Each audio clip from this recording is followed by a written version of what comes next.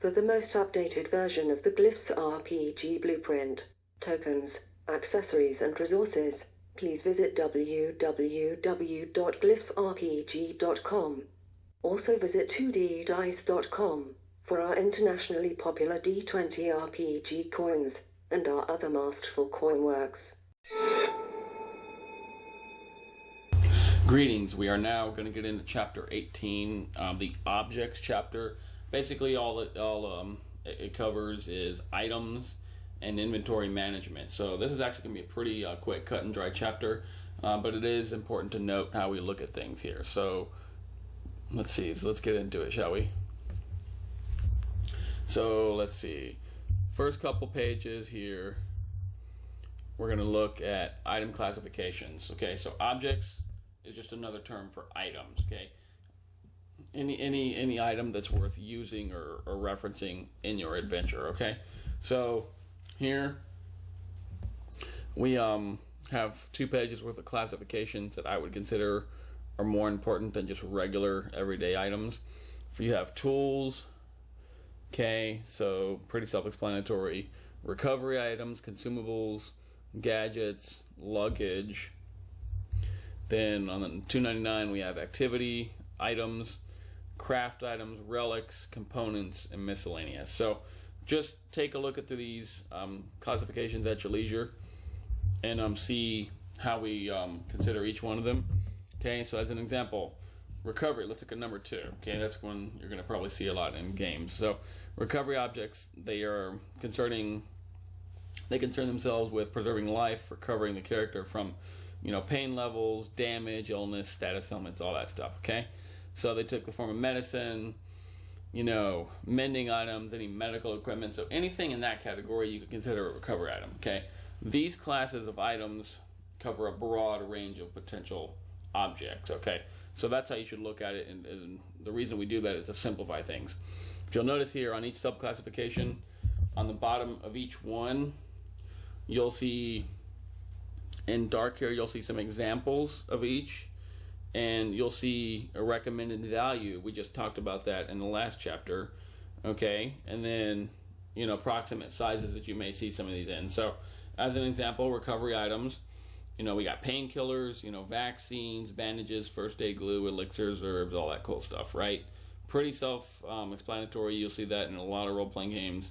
Glyphs is definitely no exception to that. Okay, now here, like we talked about earlier, is value. So how much is a recovery item worth? Okay, in my opinion, it's anywhere from cheap all the way to exclusive, depending on the effect it can produce.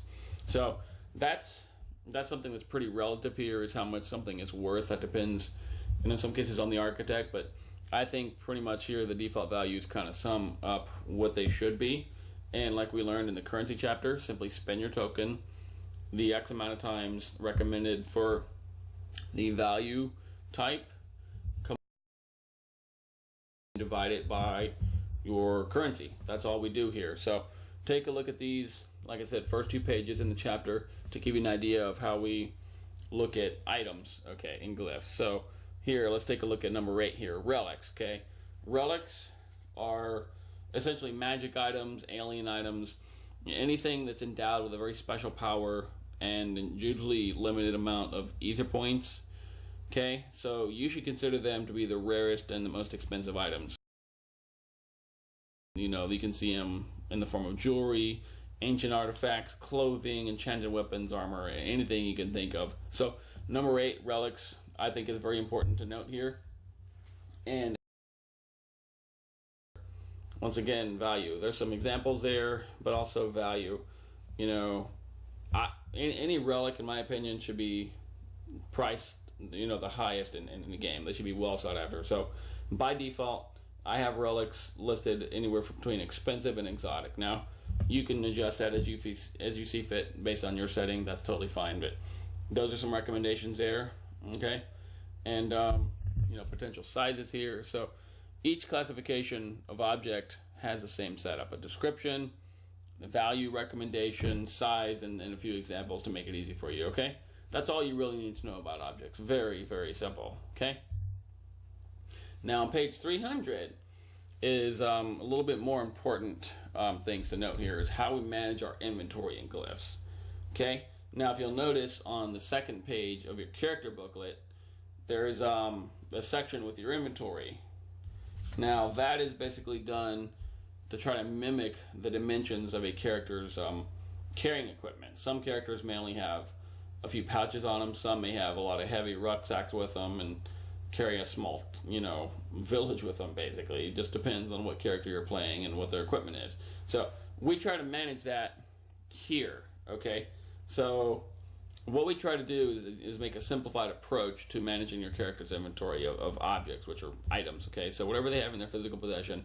So instead of having players chart every single item they have, okay, I think that, you could do that, and in some cases that might be useful, but we want to try to deviate from that a little bit, okay? So as far as inventory goes, on your character booklet on page 2, you'll see the chart that you put your items in, but basically in the items and equipment list of that of the status module in your character book, simply notate the name of the skill that rely on any sort of object in order to be implemented. So if you have some guy with the rope climbing skill, then obviously put rope climbing in there, and it's assumed that the character will have those items pertaining to that skill, instead of writing down every single item.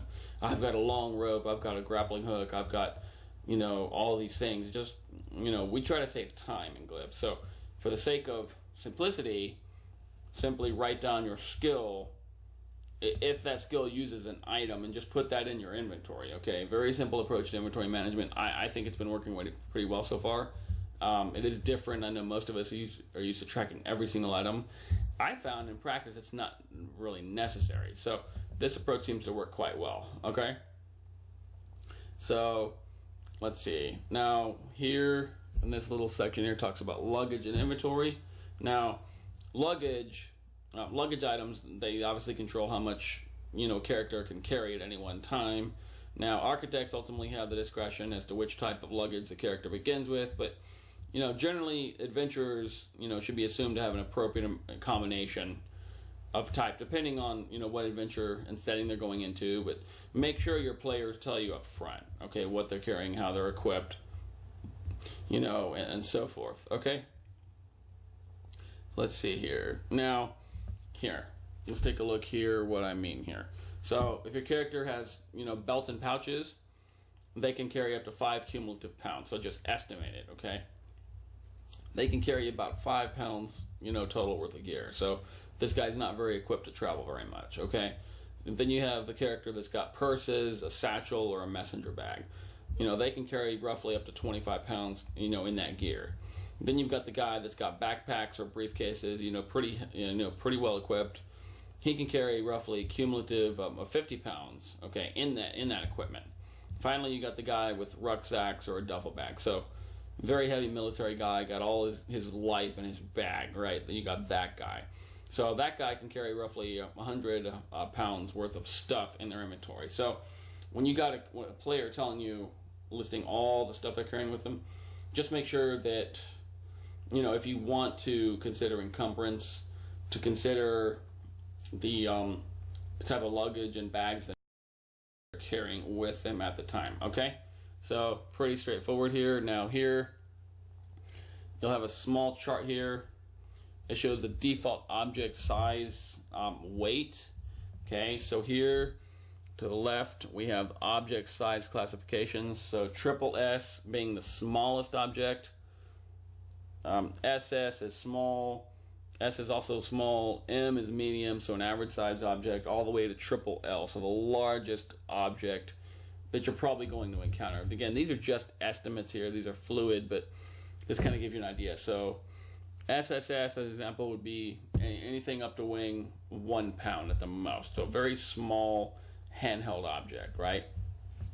An SS item would be something that's roughly up to 10 pounds, S or small would be something up to 100 pounds. So, 100-pound weight, nice weight to it, but still pretty heavy. Medium or M would be an object that weighs up to 500 pounds and so forth. And again, these can be adjusted according to your campaign needs, but this gives you a good point of reference to go to as far as object weight and size. Okay, so let's touch on one more thing here. Relics.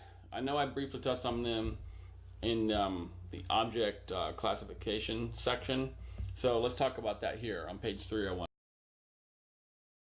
So again, relics, like we talked about, they're objects whose creation, function, or aesthetics, they're generally far surpass those of regular items. Okay, so depending on your campaign's reality, relics manifest as magic items, alien technology, something really awesome, right? And very expensive in most cases and hard to find. You should really make your players work for it. Okay, so generally a relic should act as a conduit of supernatural power, the likes that you could see belonging to somebody of an uncanny archetype. Okay, or something that's got really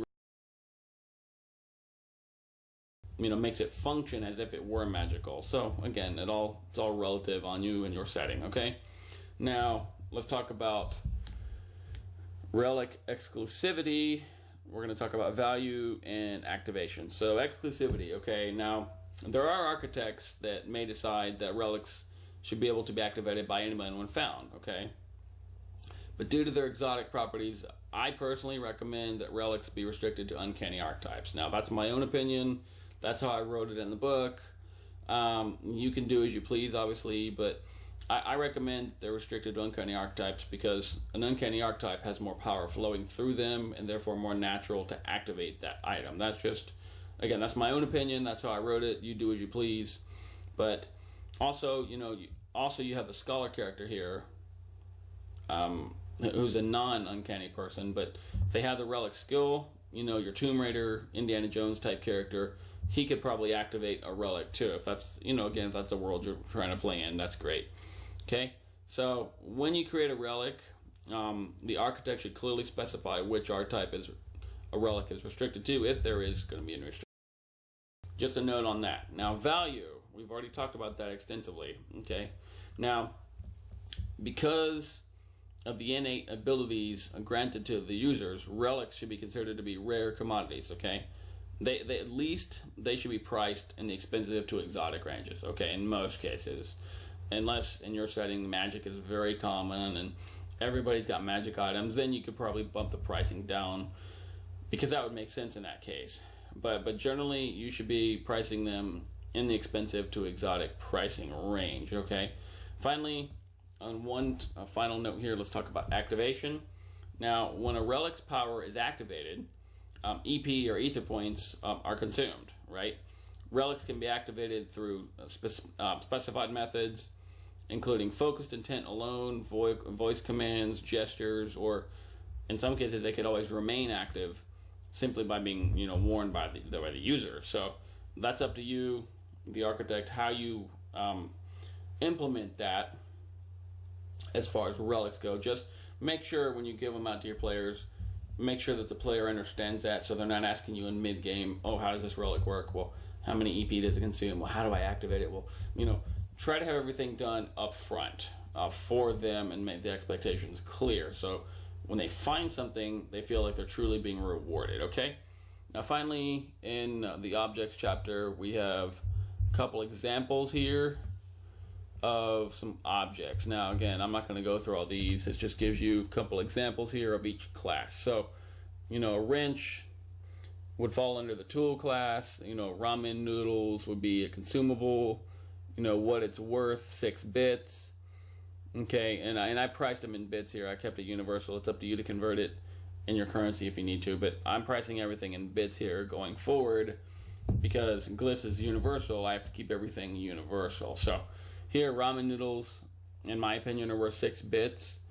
You've got Cellugel here. It's a healing item. It's a recovery. So 2750 bits by default tells you what it does here, and pretty self-explanatory. So a couple default objects to look here just as examples on how to create one, because ideally you want to follow some kind of format like this when you create your objects for your campaign. So it's a good idea each adventure session probably create a list of 10 of them, so you have on hand that are going to be important. And out of those 10, maybe have a couple relics in there, or make a separate section just for relics and make them work hard for it, okay? But long story short, this chapter, I just want you to take away mostly the inventory management portion, how we look at objects, and again, a real quick way of how to create your own in a very easy to understand format, okay? So that was easy, very straightforward. And now we're finished with the objects chapter. So let's get to some more cool stuff coming up shortly. Thanks.